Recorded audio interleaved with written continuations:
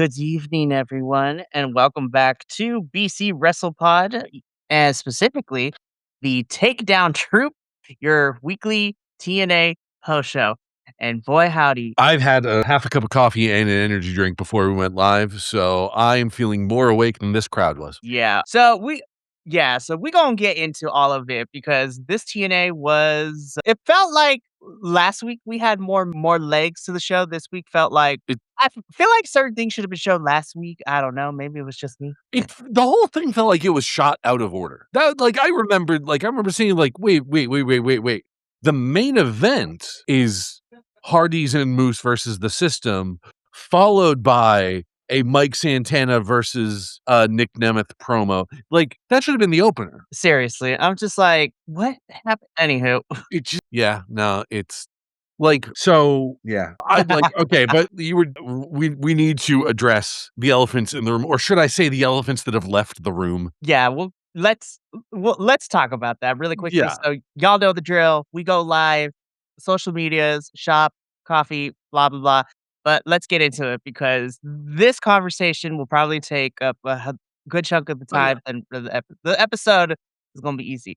So once again, just like last time we were here last week we talked about some of the talents that were granted their release. It was Miley Grace and Steve Macklin. Now, This week this week, we is have 2 people who were behind the scenes that have been let go. One of them we're gonna get into detail, though, because I have more new information. He went on a podcast and, from his side, he told the podcast of how that conversation over Zoom went. So we're gonna get into that. And we have another over talent Zoom. That's that is.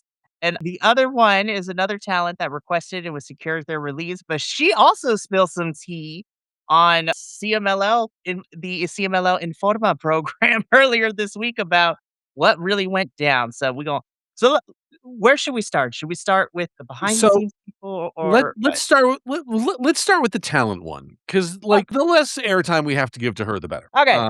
We'll make this quick. So we're gonna first Will suggested, we're gonna talk about the talent that requested and granted their release, and that is Tessa Blanchard. Now, what made it interesting for hers is that, she hasn't been really doing much. And if anybody who has been a wrestling fan for at least the last, what, like 7 years at this point, already knows everything that went down with her last time she was in TNA. We don't need to rehash that, but if you don't know, you can look it up. I will just say, though, Chelsea Green is a girl's girl, and that is all I will say on that situation because we love Chelsea Green in this household. And there was some conflicting reports coming out to it saying, on one side of things, there were reports coming out that TNA told Tessa, because hi, hey, either you're a full-time TNA wrestler or you're a full-time CMLL wrestler, you have to choose one. And so Tessa, according to the TNA side of things, Tessa chose CMLL and thus, she was granted her release. Well, on which is like the interview program that airs once a week for CMLL, Tessa Blanchard was asked this question by our host. And this is what she said too. She said the same thing, but it made it sound like sorry, let me back it up. So on the TNA side of things, they made it seem like CMLL was the one that put a gun to her head, so to speak, and make her choose. It was actually TNA who made that decision. And after giving it some thought, Tessa decided to choose CMLL because she has life down there. Her fiance is down there, who is also a wrestler in the company. And you know what?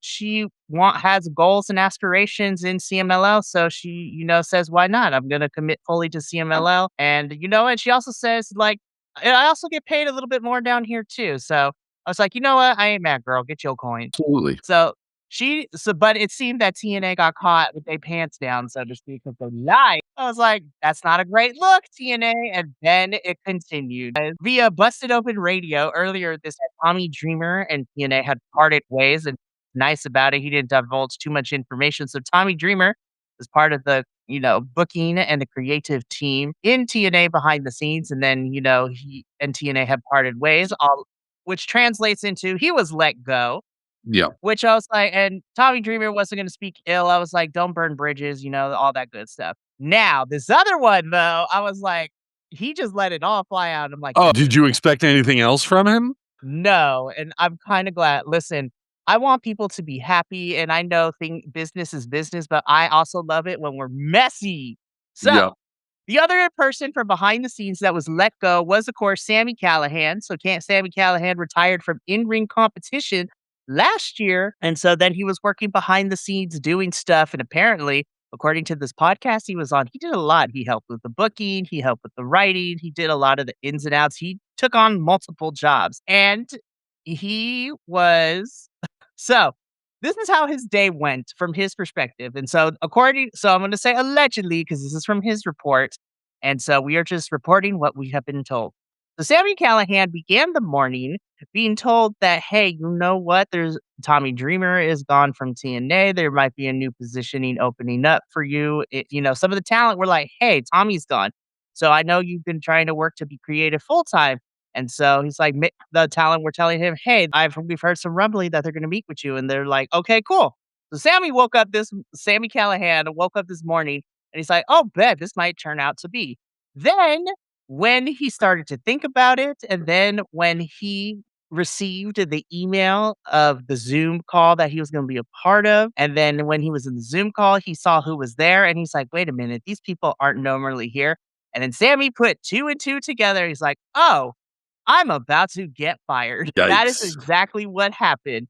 They future endeavored our boy Sammy Callahan, and he admitted, he asked questions. He may have also let a few explicits fly out, which understandably so, because this man gave his blood, sweat, and tears to this company, both as a performer and as a behind the scenes person.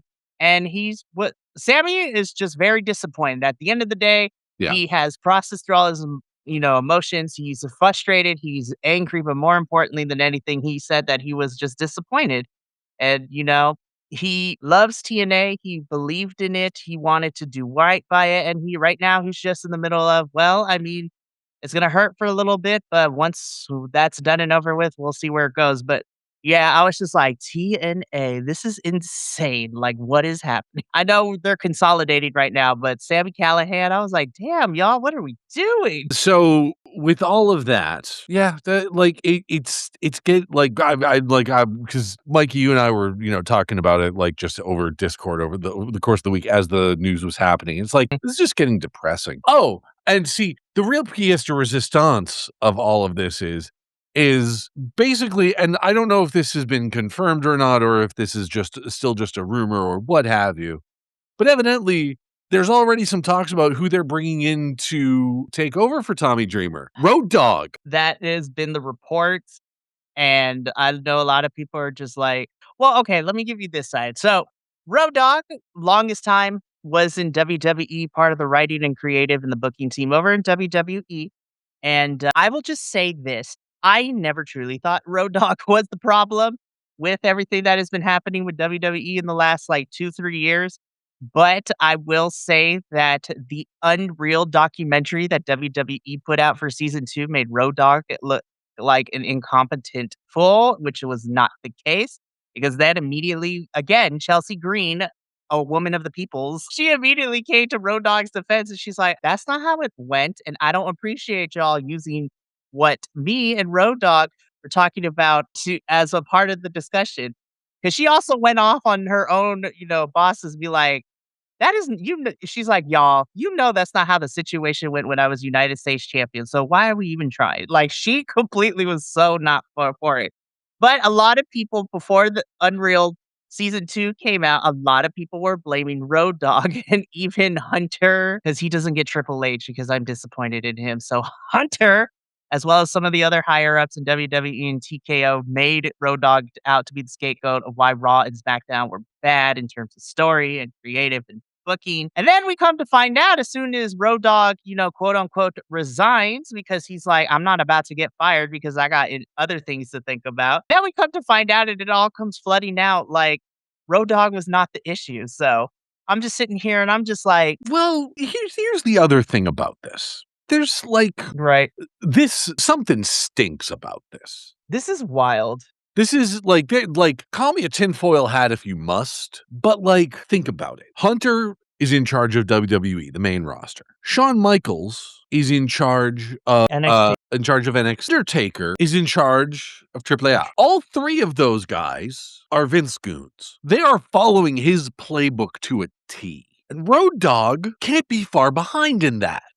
You No. know? Like, don't get me wrong, of the members of D-Generation X, he's probably my favorite, but I also have to acknowledge that dude is kind of a Hunter crony. So, like, pair that with Carlos Silva taking an axe wherever he can, whenever he can, clearly. This is, and the partnership is still strong, even though we don't have any active NXT wrestlers in here at the moment. Oh, but so there were some rumblings that happened this morning too, and I'm just like, I smell a plot because according to reports, TNA is looking to have a partnership with another independent federation that's out here in the United States. And so, according to reports, TNA is looking to have a partnership with OVW, so Oh, I Ohio. heard about that. Now, if you don't know about OVW, so, like, in the territorial days, OVW was, like, the hotbed, and that's where a lot of, like, the mid 2000s of wrestlers that are currently in the Fed were a part of, but also, like, WWE is also considered it a subsidiary.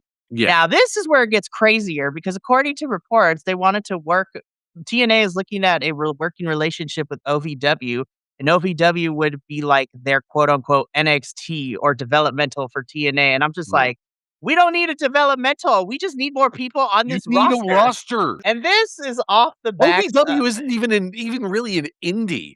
OVW is where WWE would send guys if they needed, more conditioning if they were a little too green. Like Big Show. Like Big Show got sent to OVW at like shortly after he came over to WWE because they're like, "Oh no, you need to we got to get you doing stuff better." I don't know. I was like, there's nothing like concrete about that plan. There was just some rumblings. I was just like, Honestly, I was surprised to find out OVW still existed. I could have mhm. sworn they got folded into FCW and then turned into NXT. Nope, OVW is still alive and kicking, surprisingly, to all of this, and this is where some of the other, like, independent wrestlers that are now that were in OVW, but now they're with NWA or they're in other independent promotions. The veteran Jack Vaughn is one of them, been following him forever. Then there's Yep. Russell Hamilton, the really big, gentlemanly, like, mustache-barred wrestler who I love Mhm. dearly as well. But yeah, TNA needs a roster, and I was like, developmental? Just have a partnership so you guys can have more people on this roster. Like, what are Yeah. we doing?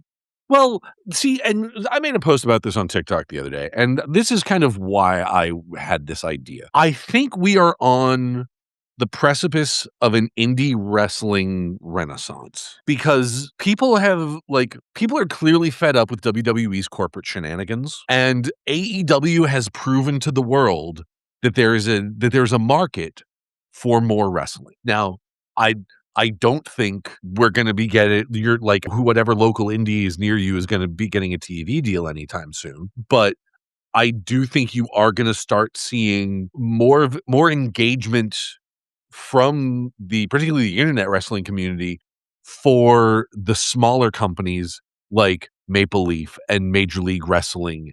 And oh my god, like because the thing that sort of made me think about this was Sammy Callahan getting axed from TNA because he posted something somewhere about working on his own promotion. On top of that, Nikki Cross and Big Are the Damo, new thank you. owners of Progress, yeah. Exactly, so I think you're gonna see a boom of indie wrestling promotions, and on top of that, like, hearing some of the horror stories that people are saying, like, bringing out of, their experiences with TNA, not only from people like Sammy Callahan getting the axe, but also, I don't even know how recent this story is, but I've only heard about it recently, Grado getting sent a picture of a check for his time in TNA. This is a guy who will probably never get on TV to any satisfying degree because half of his gimmick is his entrance and nobody wants to pay Madonna money Unless for the you are Tony license. Khan. I mean, Tony Khan might do it for a one-off, but And because Grado has appeared on AEW television as a one-off, and he's like, "Alright, we're gonna pay for this real quick." we'll do this once. I was like, "Love it." Well, okay, but kind of this is tangentially related to, but, like, going to what you were saying about, like, an independent wrestling boom, like, because a lot of people are getting tired of WWE Right. They're getting tired of nonsense. WWE's shtick. TNA is clearly circling the drain, and AEW's roster is already a little too bloated. It's so you're going to see a lot of these people like, I did a little research the other day and I've said a million times on this podcast, Danny Luna, one of my favorite wrestlers from TNA. And I looked her up to see what she had been doing. Not much. She's taken a few indie dates, but from the sounds of it, she's just kind of like doubling down, like focusing on herself, not trying to work on like getting to another big promotion or anything like that. And honestly, I think a lot of it, I think that's smart of her because WWE would clearly just chew her up and spit her out. AEW has too many people already, and TNA clearly didn't want something went wrong with TNA for her. Get her to Progress. Get her to Rev Pro. Get her to like I if you like want if yeah. you want to keep her in the UK anyway. That's like get her Progress. Send her over to WXW in Germany. That's Se Germany, right? Yeah. Yeah, Uh, WXW is Germany. Shoot, I would send her also to Eve too in the UK, which is yeah, produced and absolutely. co-owned by like Will Ospreay. So, because Yeah. and I mean, AEW has already been and is continuing to send some of their girls over to the Eve shows. Like this Yep. upcoming one next week, we're gonna have Sky Blue have a match in Eve against Emerson Jane. So that's gonna be fun. And then you know what? It would be perfect for Danny Luna to come in at this point too, because Hell yeah. we have a former WWE Women's UK champion when her, after being let go from the company, like we have Kaylee Ray back in Eve in the British UK wrestling. I was like, I love you, Kaylee Ray. So happy to see her. So yeah, and I think it's because you're gonna see there's going to be someone else.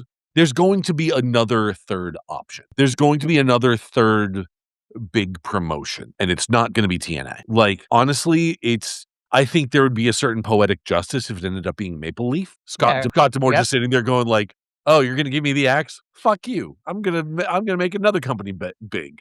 Well, the funny thing is that Danny Luna has been reported to be at some of the TV tapings that happened last weekend too at Mhm. Maple Leaf Pro Wrestling. So she was there for like because they did 2 night they did the TNA model, like Scott Demore continues to follow it. They had 2 nights of tapings, and I believe that this is going to be like 6 weeks of programming, and then they'll have another set of tapings in August. So I was just like, "Heck." Yeah. So I would So love yeah, but like yeah, no, TNA it's circling the drain. it was like, dang. Yeah, someone has hit the flush. I like honestly at this point because they've all put it this way, they've already booked the dates for Lockdown and Bound for Glory this year. Would be really unless Slammiversary rolls around and there's like a major surprise, like one of the people that just got let go from WWE, major surprise signing for one of one of them showed like, and when I say major surprise, it would need to be like Kofi Kingston goes up and be like, "Nope, I'm here in TNA now." It's like, okay, maybe they are trying to pump some life into this, but like, yeah, Fabian Eichner does not count. No, and that's the other thing too. Like, listen, I know we crack on Fabian, but last week they announced he signed, and then the last 24 hours, Ali has officially signed with TNA, and then Trey Miguel has re-signed with the company, and Tasha Steeles has also re-signed with TNA as well. So that is all else that came out this week, which I was just like, I want to be happy for them, but at the same time, I'm like, I'm sorry, you guys. Yeah, we've all been stuck at bullshit jobs that we didn't like, but we had to keep. Yeah. So yeah, that To has been all oh, the TNA nonsense this week. and to my boss who is absolutely watching this because I just said that, hi. Your boss doesn't know this exists unless and it's not because of you. I was just like, your boss would have to have some sort of niche desire to watch you and your random friend on the internet talk about wrestling. I mean, who knows? But you're fine. Yeah, anyway, we actually have an episode of wrestling to talk about, Do we sort though? of. I mean, we do. Sort of. How much we'll have to say about it is up in the air, but I feel like we're stuck in neutral because it's like we know all the like last week was better because they announced the rest of the card for Slammiversary, and then it's just like, don't forget okay. Slammiversary. You know what? I think you know what it is? I think they listened to us a little too closely. Darn Remember it. how all of the times that we have said, like, "Oh, they're booking the match for the next pay-per-view, like, the day before the pay-per-view, like, with 0 build?" Now it's just all build. It's like, "We finished our homework 3 weeks ago, guys. Aren't you proud of us?" It's like, That's "No, now cool we have and nothing to everything, but fucking watch." I was like, "That's cool and everything, but we need to have things make it make sense, bestie." Like, when we get to our main event match, I was like, "Make it make sense," because the Hardys, quote, unquote, "died" after the Ugh, Wicked Garden match, and then ugh, magically they're back. I'm just like, "Oh my goodness." We'll get ugh. into that. Also, Moose, Never wear that again. I was like, "It does not fit you, boo boo. Love you, but no." But all right, let's get into this TNA episode because we do got an episode to talk about. And don't worry, we'll probably be back next week to start the episode with more shenanigans. Yeah. Hopefully not, but we'll see. Let's kick things off though. Zaya Brookside cuts a promo in the again. It's the same thing that we've been hearing when we started this feud with her and Lei Lee. Lei Lee also she interrupts. They get into a brawl. Apparently, she chipped a tooth somewhere along the way, according to the injury report. I don't know how like quote. The injury report's just making shit up at this I point. was like, what? Because I'm like, I Like, rewatched it. I was like, there is no way in hell. okay, TNA, you don't have enough people on your roster to be injured. You don't have to make shit up on the injury report if you don't have anyone injured. That is time, hear me out on this. That is time that you could do to put on this is going to be a bold idea, cutting edge of sports entertainment programming. A wrestling match. That doesn't involve the Hardys. That's insane. Like, okay, when we get to a certain match, I was just like, I don't know why it's here, but like, we could have more of these matches if you're looking to at least get people to have their reps in. But yeah, this is setting everything up. Lei Lee and Zaya Brookside fight. Lei Lee stands tall at the end of this. I was like, I get the sneaking suspicion that there is a possibility that Zaya Brookside might walk out of Slammiversary as champion. This whole episode felt like Groundhog Day. It's like, I've really seen this episode before. It's a different order.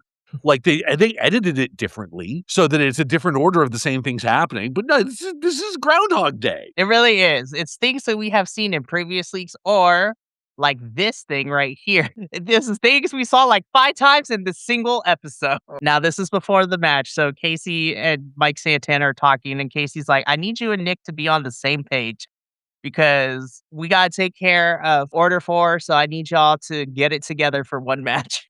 So explain it to me like I'm 5. All right. Okay. Why was this match the opener? That is a good question. And well, honey, let me tell you something. That's where This should have been the main event. In all honesty, it was. And let me tell you, they didn't. The opening match was the main event. That is, Mikey, I'm not sure if you intended it to be, but that is the shadiest thing I have ever heard you say. That is the sickest burn I have ever heard you utter. And it was a master. That is, oh, that's so good. Thank you, time. That is the greatest achievement I will ever achieve in this podcast right here. No, but tell me I'm wrong. Like, being so for real. Because, okay, right? Because the way that we built this up, because we, fast forwarding to the end of the show, we end the show with Mike Santana and Nick Nemeth, getting on the mic chain, jabs at each other. We told this story in the wrong order. Listen, as a teacher, sequencing the events of a story is a 2nd grade level skill. And TNA failed the assignment because they told their stories out of order and the flow was just all over the place. And TNA, okay, or not Quentin Tarantino. You cannot Quentin Tarantino pro wrestling, okay? Pro wrestling, in the words of Super Eyepatch Wolf, paraphrasing a little bit, professional wrestling is a unique artistic medium in the sense that it is, by its nature, it has to happen in real time. You can't hop around. You can't have flashbacks. You can do video packages to like remind people, previously on, but you can't Tarantino this shit. They can't. They tried, but ultimately they failed because I was like, how is this not the main event? We went through like 2.5 commercial breaks. Like, this was the longest match of the night. And I was like, why is this not the main event? And okay, not making this not the main event is doubly insulting because number one, you've got the 2 guys fighting for the world championship on your next major pay-per-view in the opener. And you have your international. What's the name of it? International. You have your international champion and his stable acting as fucking jobbers. That's insane to me. There's no reason for them to be facing Mike Santana and Nick Nemeth. I know Ali's got a thing going with Casey Navarro right now, but there's no reason for the Great Hands to be there. Except to pad out the numbers. Just like, we could have just had a tag team match with the Great Hands and Casey Navarro. And hell, let's get the hometown man in here for right now. Like, no. You could have had a tag team match. Like, if you wanted to do that, you could have had a tag team match that's just Mike Santana and Nick Nemeth versus the Great Hands. Yes, that could have been it. That's all we needed because then, Ali and Casey can still be beefing for a little bit, but, Yeah. Casey gonna be busy with something else at Slammiversary, which we're gonna get Or into a little bit. or Or you make this a fatal four-way, you know? It's like, and I get it. The great, like, you're only making the stable of your international champion look like chumps. And in a company whose tag team scene is as dog shit as TNA's is, you need more better tag teams. So it's nuts. It's just nuts. Like the failure of booking on this it on so many it's levels. it's insane because, again, you have Order Ford lose to Mike Okay, Santana, which is can I fine, but, can I just say, I also credit where it's due. I do wanna offer one major point of credit, and this is actually gonna go to Order 4. That three-way tag finisher they have, the alley-oop powerbomb thing we're Mhm. doing, do that more. Yes. More of that, please. More of that. That would be it, Do it. okay?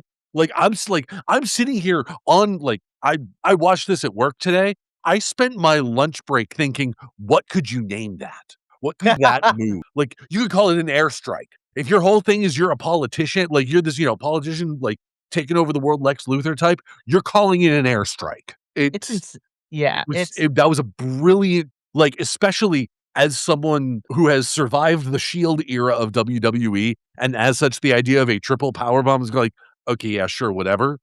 it's cool, Do that more. That for was real. really cool. Now, like we said, Mike Santana, Nick Nemeth, and Casey Navarro win this match. There were some things that happened after the match, though. Nick and Mike got in each other's faces. Mike accidentally hits Casey, which leads to, this backstage yelling match and argument. But more of what we had before the match. I was just like, what is this? And then, we're done with them for now. And I was just like, okay, we're going to see how this goes out. All right. Apparently, we put Nick and Mike and Casey in the first like 35 minutes of the show. Now we got like an hour and a half left over. I'm like, oh, wait, this was not the main event. We still got a good chunk of time for this show. I'm like, oh, it's going to be a slugfest, isn't it? It's going to be a slogger to get through. Yeah. That is exactly how I felt, though. Let's keep going though. This Cedric Alexander, you're at a 10. I need you to take it to like a 5. Like Yeah, we were d- we were chewing the scenery, my guy. I love you, and I thought it was hilarious. But I was like, bro, we need to stop yelling in the mic. like, you watched a bunch of Nick Cage movies this week, didn't you, Said? Oh my gosh, it was insane. But this King speech was whack. We didn't even need Frankie Kazarian. The only reason he was there to announce that he is in the Ultimate X match at Slammiversary, we could have just had Leon and Cedric Alexander just be beefing and on the microphone with each other. Like, I was just like, y'all are in Ultimate X. You could just fight. Like, it's fine. But this Yeah, King speech was whack. yeah. I was just here to get Frankie Kazarian announcing that he is in the Ultimate X match for the championship at Slammiversary. I was like, damn, like Maxine Waters, you wasted my time that I'm never gonna get back. But yeah. Yeah, Cedric, love no, you. But no, like no, I've we need to I've nothing else to add for this. This was just like, yeah, Cedric, dial back on the Nick Cage a little bit, and don't love get me you. wrong, love Nick Cage, but love Cedric Alexander, but, like, I need you to not yell in the microphones. Like this that's is, all I want. Cedric Alexander sitting over here like Nigel Tufnell going like, "But but these goes to 11." Listen, Cedric, I'm not gonna lie, this was a bad segment, but you made it entertaining. I actually got a kick out of it. I was like, darn it, Cedric, this was bad, but thank you for making me chuckle. Anyways, I cannot believe we actually did this for AJ. I was just like, oh, this is beautiful. This is stupid, but It this is is beautiful. I was sports entertained. It's, Yes. that's on As this we've one. come to learn to say here in TNA, we were sports entertained. Yeah, I was just like, it was dumb as hell, but I was sports entertained. I'm just sitting here. I was just like, oh, dang, AJ, we brought back the VH1, NTV. Well, and even saying that he wants to be like Suge Knight, it's like Suge Knight doesn't wanna be like Suge Knight, man. I was just like, where he at? Where he at now? Like, Yeah, right? oh my goodness. But yes, we were dumb, but we were sports entertained. Yep. Listen, thankfully, Ricky Sosa's visa issues were fixed. Thank you Yeah. for that because it's not his fault that he has been missing from our screen for a little bit. And I'm gonna be honest, if TNA would give us more matches like that, where we essentially have tune-up matches to showcase the talent on your roster, because that's essentially what it was. So I was just like, okay, Ricky, I see you. Okay, but here's the thing, they need to limit it to 1. Yes. Just 1 highlight squash jobber match and not like half a dozen Elena Black. Oh, Lord, we gonna get to her. Yeah, no, this was fine. Against legally distinct from Joey Ryan. Hey, the mustache and the Technicolor trunks. I'm like, he reminds me of somebody. And it's just like, why do I want to punch his face? Right. Yeah. I was like, so I mean, this is this is to get Ricky ready. I mean, because he Yeah. has as we were told multiple times throughout the night, Ricky Sosa's having his first TNA pay-per-view match at Slammiversary. Like, I heard you the first 15 times. Guys, we did our homework already. Yeah, I Oh, know. speaking of commentary, I forgot to mention this when we were talking about the Santana, Nemeth, and Casey Navarro versus Order 4 match. TNA editing, y'all missed this because commentary said, guys, welcome to the main event. I'm like, bitch, where? Commentary said, it's just like, welcome to the main event, you guys. I'm like, where? This is the beginning of the show. Like, Yeah, that somebody fucked up editing. somebody did it on purpose. Like, but no, I agree with you. This should have been the main event, but it's not. All right, but Ricky Sosa wins. Him and Eric Young are going to be fighting at Slammiversary. I was like, okay, that's cool. Okay. Daria is me. I love you, girl. All right. So spoiler territory. They have announced everybody that's doing Ultimate X, right? Which will show the graphic later once we get to Santino to getting the last 2 spots filled. Mr. Elegance? Of all people. Fucking really? You know what? Let me just fast forward. I'm gonna just pull the graphic up now so we can talk about it. Cause like when I saw this final graphic, Will, I'm not even going front. Like this is this is the final graphic. Amazing Red is in it. Yes, because they didn't mention that on the air. They did it, but then on the later in social media today, they're like, Amazing Red is in this match, which I figured he would. I was like, y'all like missed the mark with that one. But see, like that's like, talk about burying the lead. Okay, like because I was rip shit at this. It's like last week you made a big deal about Amazing Red coming back. Amazing Red coming back. Oh, and we haven't announced everybody else that's going to be in the Ultimate X match. It's like. So I'm seeing going like, oh, so yeah, Amazing Red's going to be one of the things. And when I'm doing this episode, it's like, oh yeah, we're going to give spots to Casey Navarro. Okay, that makes sense. I kind of wish he'd actually go against Mustafa Ali instead to keep that feud going. But whatever. And Fabian Eichner. Okay, I suppose that's not okay. So that's 6, right? Because yeah, with Amazing Red and Mr. Elegant. Excuse me. So yes. So here's the thing. When I saw this graphic when I was getting all the slides together for the show, and then I was like, I'm gonna put this graphic in. I looked at this and I was like, I know TNA has had some really rough periods. And I'm just looking at this Ultimate X though. I'm just like, this is a sad ass lineup. Not to the fault of the talent, but like this is a sad ass lineup because let me tell you, the last Ultimate X we had was last year in April at Rebellion. How do I know this? Because well, one, I watched the pay-per-view, but number 2, I was there live. And let me tell you last year's lineup. You had Moose, because of course at that time he was X Division champion. Leon Slater. You had Sidney Akeem. Love Sidney. He's great. The Kingo was in that match.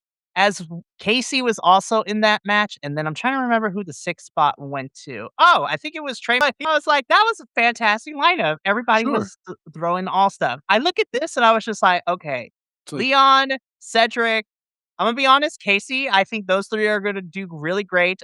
Amazing Red is amazing. No, and honestly, I'll even give it to Frankie. If you're putting 6 people in a thing, you need more than one heel. You know, like more than one guy that's just out for himself. And Frankie fills that role. You know, am I a fan of his? No, but I'll give he gets a spot here. He was in the first Ultimate X match, and he's been in the most compared to everybody else, which I was like, you know what? He's a vet of this. He knows how to do this. Those 5 make sense. But then I look at the other end where I look at Fabian. I was like, you just got here, but it's whatever. You're just here to fill the role. But Mr. Elegance, are we kidding me? That's the one I was just like, okay, TNA, what are we doing? Okay, you want to get rid of Timo Claudio Castagnoli, get rid of Mr. Elephant, no, Mr. Irrelevance. That's I'm not going to steal Mark ED's name for him. I'm going to call him Mr. Irrelevance. Guys, you have 2 wrestlers that would be perfect for this kind of a match if you wanted to up the stakes for Casey Navarro. Casey Navarro don't get me wrong, he's earned a spot here for his performance, but he's not really doing much storyline-wise. Why wouldn't you just put in AJ Francis and Mustafa Ali into this match? AJ makes sense.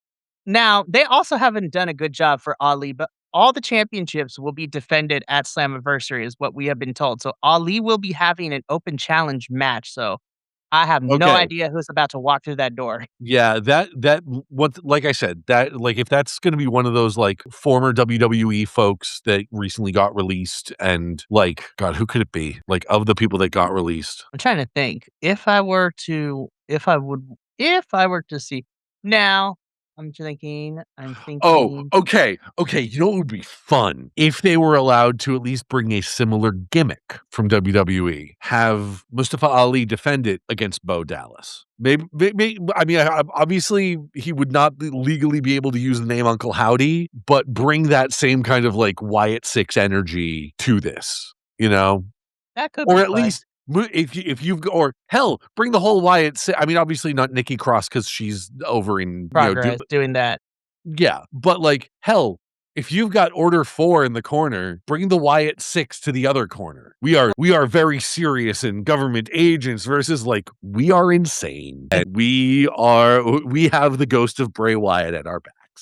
Amazing. So we'll see what happens because Ali has gone on record saying that, this international championship he wants to defeat wrestlers from around the world. I was like, I don't know how visa issues are going to be, but we'll see, Ali. We'll see. I'm hoping you get someone good. But, anyways, yeah. So, this segment, we got Mr. Elegance in here. Daria is so unimpressed. And I'm like, Daria, girl, me too. All right, hold on. Hang on. Everybody get their devil horns ready. Be like, this match was not good. This No. sucked. One, it was hella short. I wasn't expecting it to go 15 minutes, but damn.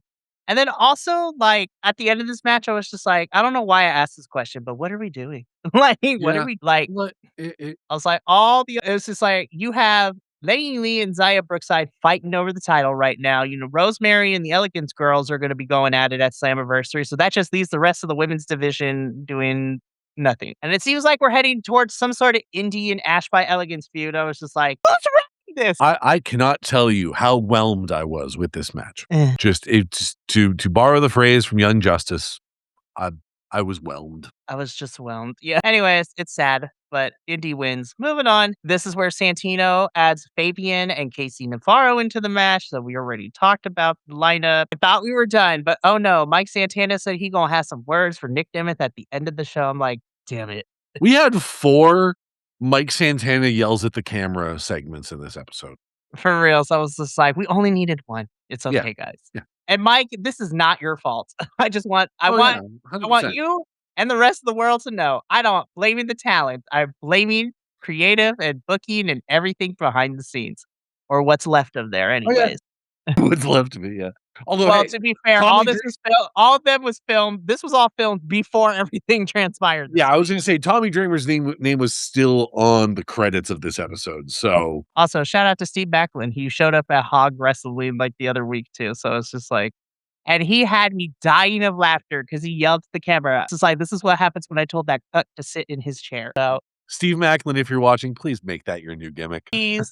Also, since you're not signed and if you don't have an NDA, like you should come on this channel. Let's talk because it is great. He Because he needs to start coming to the ring with a steel chair just to give someone to sit. and just have the word cuck on it. Lord. So yeah, words with Mike Santana later. This was your actual main event, and I was just like, why? Bullshit. I was like, why? Moose, love you down. But I was just like, the Broken Hardy outfit does not look great on. Moose. Also, cutting from Moose's entrance back into the Broken Hardy entrance, Whack. that's like it's that moment like you see it like I know why they did it. It's to get the laugh. It's like any DJ whoever, programs like a random sound effect right before the drop. But like it's well no, it's always it's like It's always like those weirdest it's ones it's the where bi- like it's the build up and then you just hear these nuts and then you there, get the drop. It's sidebar. There is a DJ content creator on TikTok that does this. This is like the most red. It's like that one DJ who has the most craziest like bits before the drops. And he was playing one of this song, and then before the drop, it's just like all we have in a British accent. You just hear all we have to do is keep our pants on, and then it drops. I was like, what is happening? But that's exactly what that felt like. I agree. that's what this match felt like too. I'm not gonna lie. Listen, I just as a quick, PSA. I live in the state of Southern California. There is a certain plant that is legal in certain, in this state.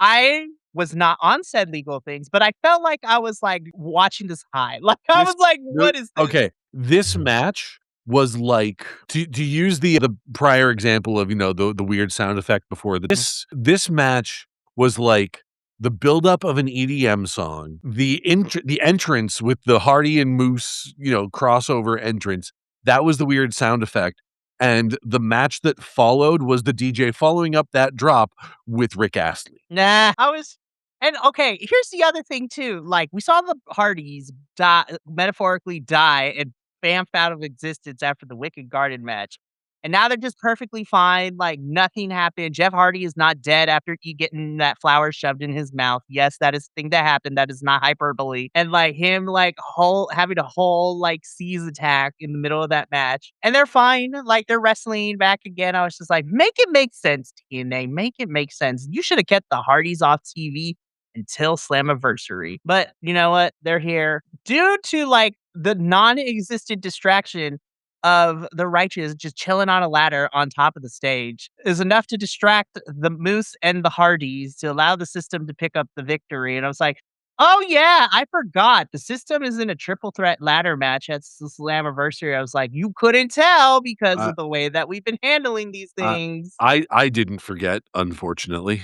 Will is my elephant. He will never forget. Oh, that sounded bad. I am so sorry. That's alright. It's a I was curse. just no. But Danhausen, I need you to come uncurse us. You do it. Danhausen, I need you to come uncurse us because what is this? This match was Now, had this opened the show, I would still like took a dunk on this, but I Oh, was yeah, like, 100%. but it makes sense. But no, this was the main event. I'm like, why? Especially with what we ended. The system wins.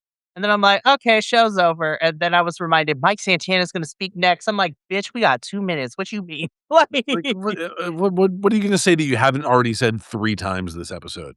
Oh, listen, bitch a whole bunch.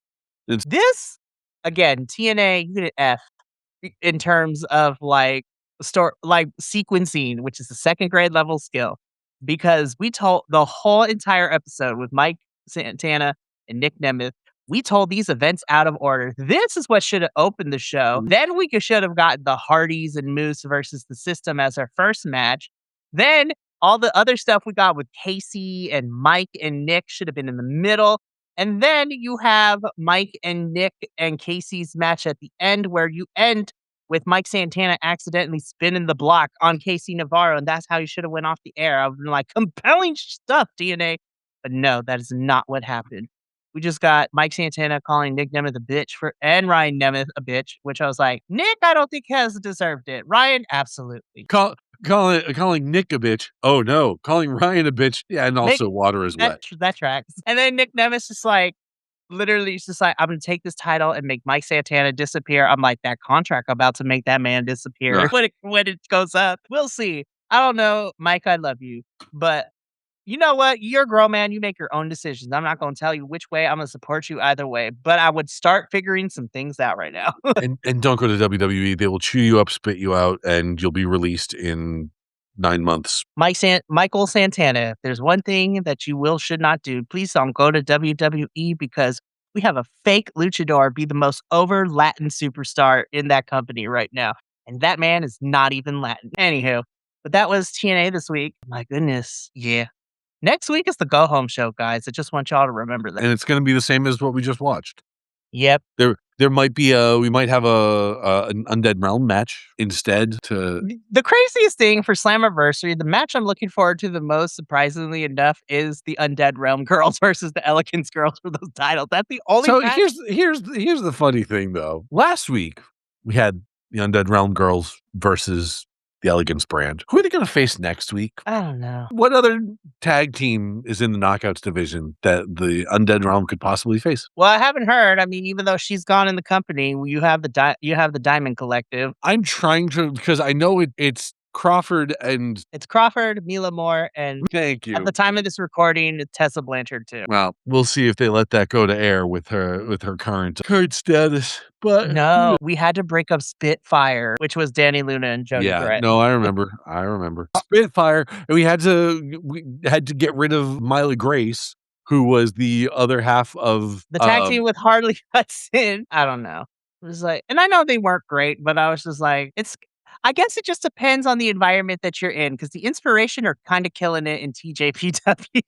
They won T the tag titles in TJPW, Tokyo Joshi Pro Wrestling. Oh, okay. That's where And Maki Ito originally was from before she came and signed with Stardom recently, and that's where we TJPW is also where we get a lot of the more comedic wrestling, like, if you have seen the Instagram pictures of one of their wrestlers fighting a giant inflatable kaiju panda bear, and she won the with her finish, she used the finisher, but she had, like, one of those ginormous, like, squeaky hammers to win the yeah, yep, I did see that one. Yep. so and that is also where TJPW also has a lot of, like, mixed matches with some of the talent from DDT Pro Wrestling too, so, like, Zack Sabre Jr.'s boyfriend, Chris Brooks is there. Again, DDT, we also get a lot of the comedy stuff, like, I literally watched someone get ran over with a car, it was hilarious. But yeah, so no, the Inspiration Girls are kinda killing it in TJPW. They're also in Ring of Honor, so they hop from there to there, so they're doing great stuff. But, yeah, go home show for TNA. So next Friday, we'll be reviewing the TNA episode, and we'll also be making our predictions for Slammiversary. We won't be doing a watch along because there are, like, 5 pay-per-views that they decided they all wanted to be on the same day on a Sunday, and we're only doing a watch along for one, and I decided we're doing a watch along for Forbidden Door, which The again, right choice. Yes, exactly. Well, especially because of the matches that we're getting, and some people are like, "There's not enough crossover." I was like, "Guys, it is 2026 here in a certain Orange Cheetos America."